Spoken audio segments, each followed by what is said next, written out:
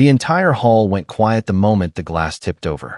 A wave of deep red wine spread across the front of the man's charcoal suit, soaking into his white dress shirt, while nearly 200 guests watched from candlelit tables inside the Whitmore Grand Hotel in downtown Chicago.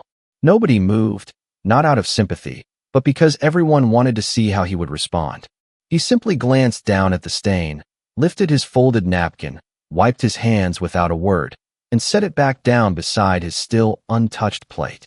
If you believe people deserve second chances, go ahead and like this video, drop a comment, share it, and follow along for more stories like this one.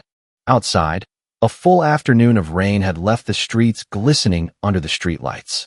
Inside the ballroom, though, everything looked flawless.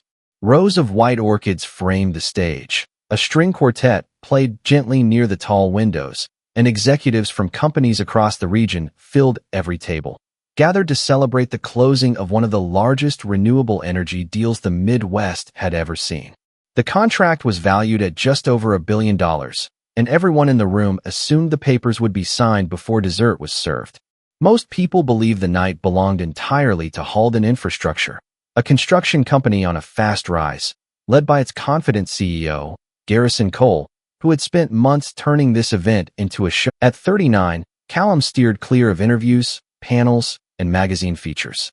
He'd taken over Reed Industrial Group after his father stepped back and had quietly grown it into one of the largest privately owned suppliers of structural materials anywhere in North America.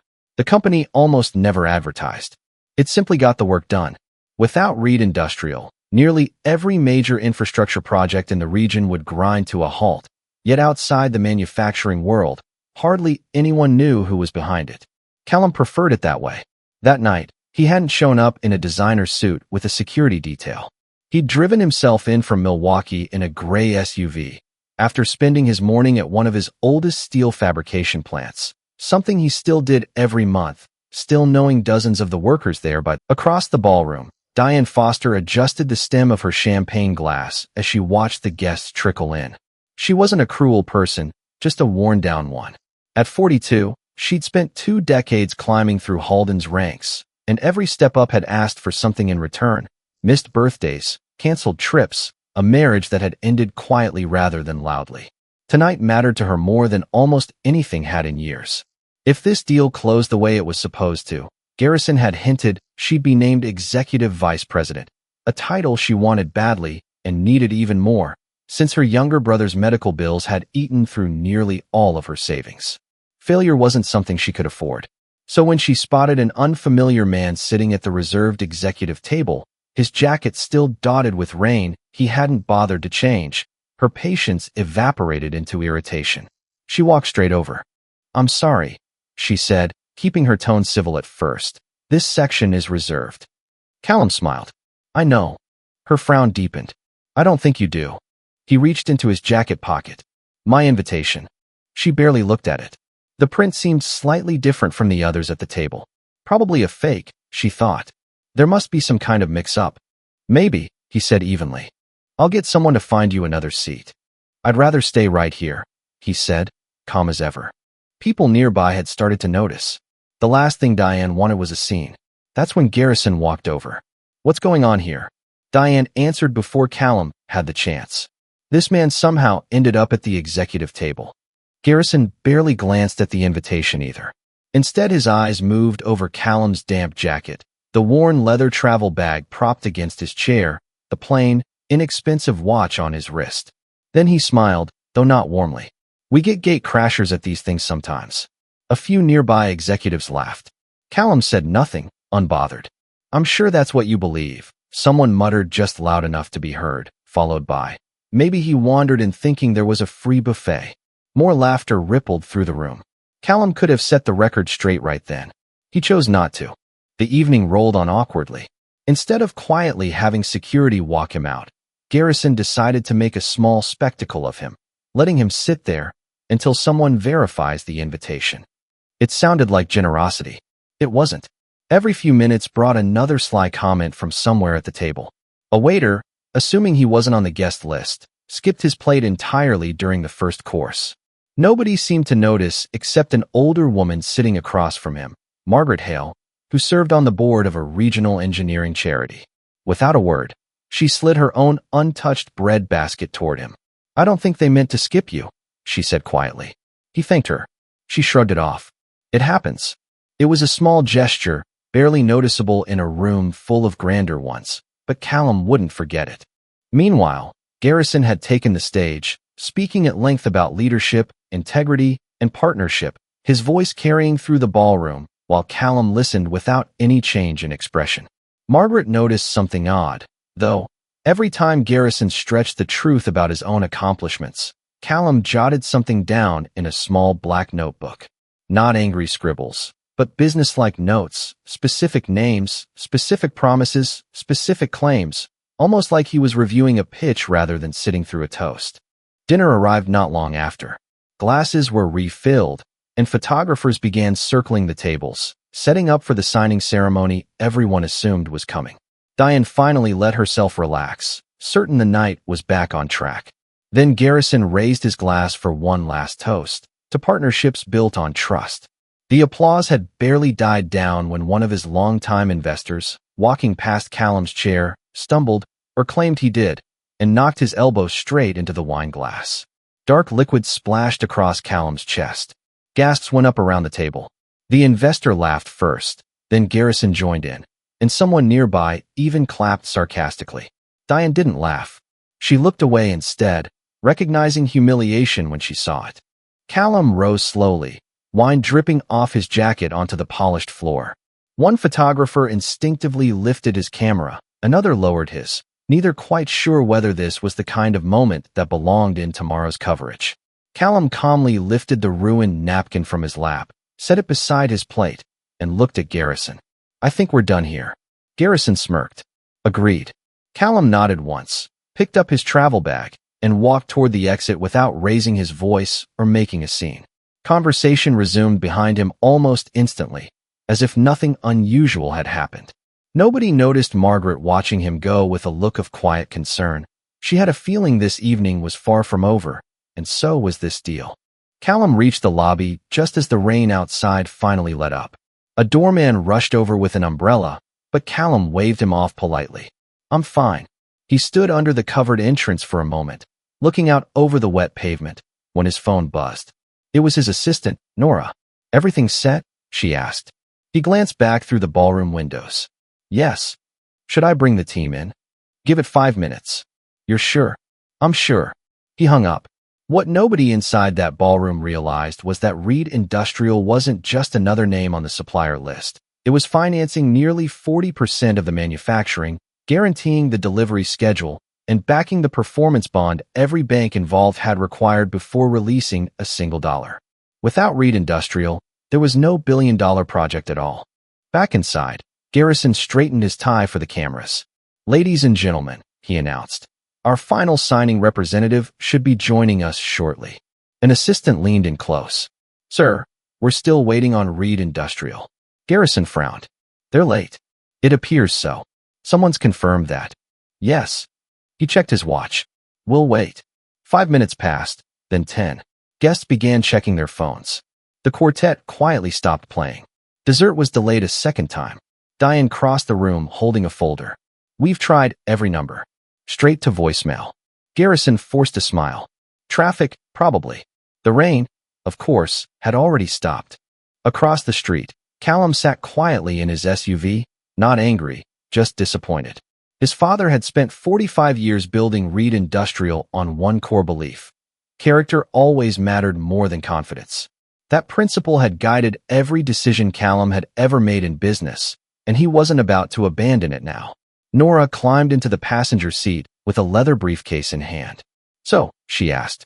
Callum looked toward the ballroom one last time. "They've shown us exactly how they treat people they think are worthless." She nodded. "I figured after your text." He opened the folder on his lap. Inside sat 2 contracts, one with Halden Infrastructure, the other with a smaller runner-up, Ashford Civil Partners. Ashford hadn't been flashy during negotiations, but their executives still walked construction sites themselves, and their owner still answered his own customer emails. Callum had met him twice, and both times the man had said the same thing. "If we ever work together, we'll build something worth being proud of." Callum respected people who talked that way. He signed the second contract. Nora smiled slightly. I'll call legal, then Ashford. They'll probably think it's a joke. Tell them it isn't. Back in the ballroom, unease was replacing celebration. The chairman of Continental Development Bank approached Garrison directly. We're nearly half an hour behind now. The funding committee is starting to ask questions. They'll have their answers, Garrison replied, though his confidence was visibly slipping. Diane watched him falter for the first time all night. Another assistant rushed over holding a tablet. Sir, you need to see this. What is it? The man we asked to leave. We didn't ask him to leave. Diane looked away. They all knew that wasn't quite true. His invitation wasn't fake, the assistant said. Garrison rolled his eyes. Then whose was it? The assistant turned the screen around. At the top, Reed Industrial Group. Below it, Callum Reed, owner and chief executive officer. Silence swallowed the room whole. Diane felt her stomach drop. No. The assistant nodded. Yes. Someone whispered. That's him. Another executive stared toward the ballroom doors. The wine, earlier, that was him. Nobody finished the sentence out loud. Nobody needed to. Garrison grabbed his phone. Call him. We've tried. No answer. He tried again. Declined. Again. Declined. Diane closed her eyes for a moment. 20 years of studying negotiations had taught her one lesson above all others. People rarely remember the exact figures in a deal. They remember how you made them feel. Nearly 40 minutes later, the ballroom doors opened again, and every conversation stopped at once. Callum walked back in wearing a fresh jacket, no trace of the wine stain left, carrying no air of triumph, only quiet professionalism. Behind him came 6 members of the Reed Industrial Leadership Team. Several guests rose to their feet without being told to, because now they understood exactly who had just entered the room. Garrison hurried forward. Mr. Reed. Callum shook his head slightly. Callum's fine.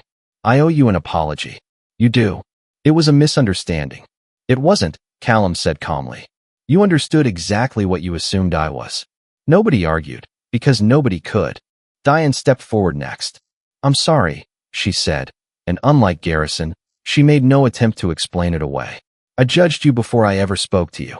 Callum studied her for a few quiet seconds. I respect the honesty. She nodded once. I'm not expecting forgiveness. That's not really what matters here. Then what does? Culture, he said, glancing around the room. A billion-dollar partnership isn't built in a presentation. He looked toward the stage. It's built on how people get treated when they think nobody's watching, or that nobody important is. No microphone amplified his voice, and yet every single person in that ballroom heard it clearly. Margaret smiled quietly to herself. She'd sensed something different about him from the start, not because he looked wealthy, but because people who are truly secure in themselves rarely need everyone else to know it. The bank chairman approached cautiously. Mr. Reed, are we still proceeding with the signing tonight? Callum reached into his briefcase. Everyone assumed he was pulling out the original contract. Instead, he withdrew a different folder, blue instead of black. Our company has made a different decision, he said. Several executives exchanged uneasy looks. This afternoon, Reed Industrial signed with Ashford Civil Partners. The financing, the manufacturing guarantees, the logistics support, the performance bond, all of it has already been transferred. The room went completely still. Someone near the back murmured, the deal's gone. Callum nodded politely. It's not revenge, and it's not a celebration.